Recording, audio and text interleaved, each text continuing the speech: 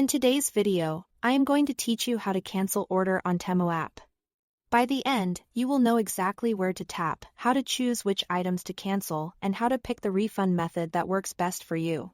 Start by opening the Temu app on your device. Once it loads, look to the bottom of the screen and tap the U icon.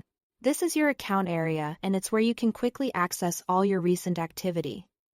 Next, go to your orders. Here, scroll to find the order you want to cancel. Take a moment to check the order's status. Cancellation is usually available before an order is packed or shipped. So if it's still early in the process, you should see a clear option to proceed.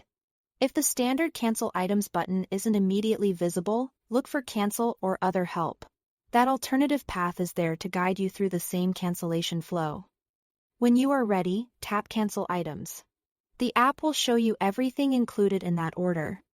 If you only want to cancel certain products, check the boxes next to those specific items.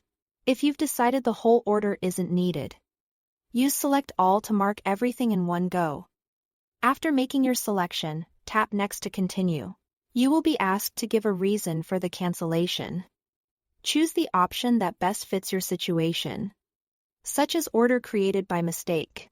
Providing a reason helps Temu understand what happened and can improve future recommendations or processes.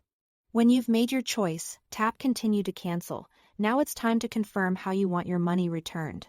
You can typically choose between Temu Credit or your original payment method. Temu Credit may appear in your account quickly and can be applied to a future purchase, while refunds to the original card or payment method may take several business days to appear. Depending on your bank or provider, pick the option that suits you best. Review your selections and then hit Submit. After you submit, look for a confirmation message in the app. You should also receive an email or notification confirming the cancellation and outlining the refund details. In your orders, the status for those items will update to show they've been canceled. If you canceled only part of the order, the remaining items will continue to process as normal. That's it. Thanks for watching.